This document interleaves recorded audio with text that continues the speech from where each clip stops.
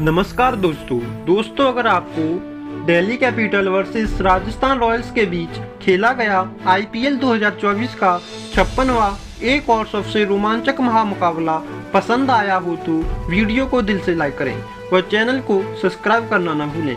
तो दोस्तों आईपीएल 2024 के 56वें एक और सबसे रोमांचक महामुकाबले में आईपीएल इतिहास की दो सबसे बड़ी टीमें आपस में भिड़ी।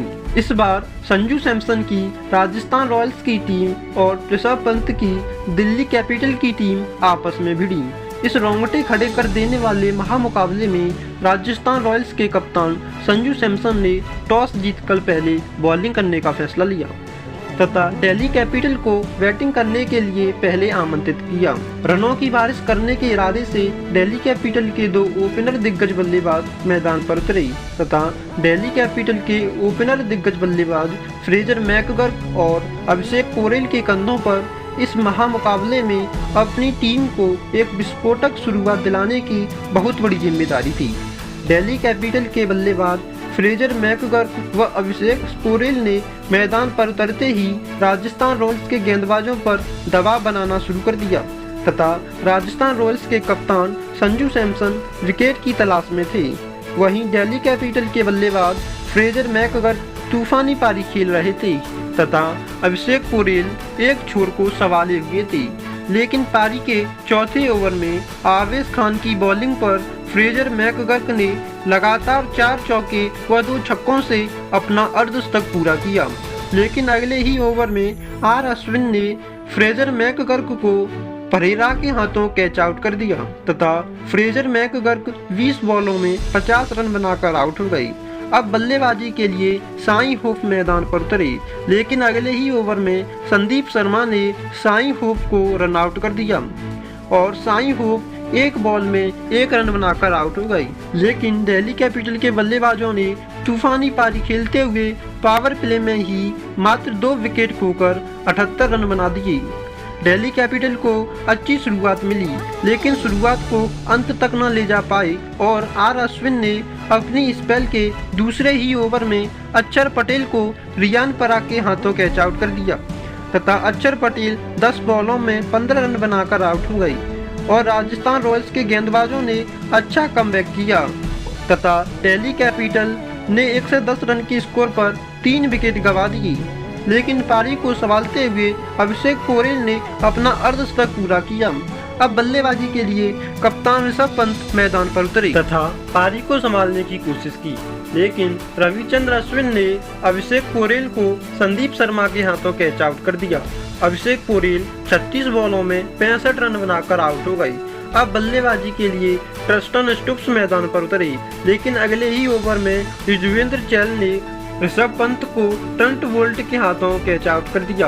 ऋषभ पंत 13 बॉलों में 15 रन बनाकर आउट हो गए। अब बल्लेबाजी के लिए गुलबदन नईब मैदान पर उतरे तथा पारी को संभालने की कोशिश की। ट्रस्टन स्टुप्स और गुलबदन नईब के बीच 45 रनों की साझेदारी हुई और इस साझेदारी को ट्रेंट बोल्ट ने तोड़ा। ट्रेंट बोल्ट ने गुलबदन नईब को रविचंद्र अश्विन के हाथों कैच आउट कर दिया। गुलबदन नईब 15 बॉलों में 19 रन बनाकर आउट हो गई। अब बल्लेबाजी के लिए रसिक सलाम मैदान पर उतरे, लेकिन संदीप शर्मा ने ट्रस्टन स्टुप्स को एलबीडब्ल्यू आउट कर दिया तथा ट्रस्टन स्टुप्स 20 बॉलों में 41 रन बनाकर आउट हो गई। रसिक सलाम ने 3 बॉलों में 9 रन बनाकर आउट हो गई। दिल्ली कैपिटल ने 8 विकेट खोकर 221 रनों का विशाल लक्ष्य राजस्थान रॉयल्स के सामने रखा तथा रन चेज करने उतरी राजस्थान रॉयल्स की खतरनाक फॉर्म में चल रही ओपनिंग जोड़ी मैदान पर उतरी। यशस्वी जायसवाल व इम्पैक्ट प्लेयर जॉस बटलर की जोड़ी पर इतने विशाल लक्ष्य का पीछा करते हुए राजस्थान रॉयल्स की टीम को एक विस्फोटक शुरुआत दिलाने की बहुत बड़ी जिम्मेदारी थी। हर बार की तरह इस बार भी खतरनाक फॉर्म में चल रही ओपनिंग जोड़ी ने दिल्ली कैपिटल के गेंदबाजों पर दबाव बनाना शुरू कर दिया, लेकिन पारी के पहले ही ओवर में खलील अहमद ने यशस्वी जायसवाल को अक्षर पटेल के हाथों कैच आउट कर दिया तथा यशस्वी जायसवाल 2 बॉलों में 4 रन बनाकर आउट हो गई। अब बल्लेबाजी के लिए कप्तान संजू सैमसन मैदान पर उतरे तथा पारी को संभाला और जॉस बटलर और संजू सैमसन के बीच 50 रनों की साझेदारी भी पूरी हो गई, लेकिन पारी को आगे न बढ़ा पाए और अक्षर पटेल ने जॉस बटलर को क्लीन बोल्ड कर दिया। जॉस बटलर 17 बॉलों में 19 रन बनाकर आउट हो गई। राजस्थान रॉयल्स ने पावर प्ले में 2 विकेट खोकर 67 रन बनाए। पारी को संभालने की कोशिश के लिए रियान पराग को क्लीन बोल्ड कर दिया। रियान पराग 22 बॉलों में 27 रन बनाकर आउट हो गई। अब बल्लेबाजी के लिए शुभम दुबे मैदान पर उतरी तथा पारी को संभालने की कोशिश की, लेकिन मुकेश कुमार ने संजू सैमसन को साई होप के हाथों कैच आउट कर दिया।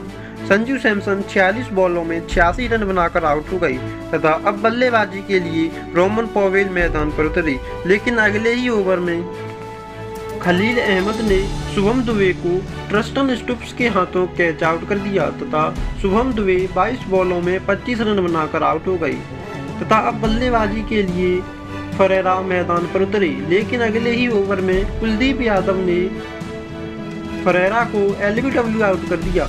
फरेरा 3 बॉलों में 1 रन बनाकर आउट हो गई। अब बल्लेबाजी के लिए रविचंद्र अश्विन मैदान पर उतरे, लेकिन कुलदीप यादव ने रविचंद्र अश्विन को साई होप के हाथों कैच आउट कर दिया।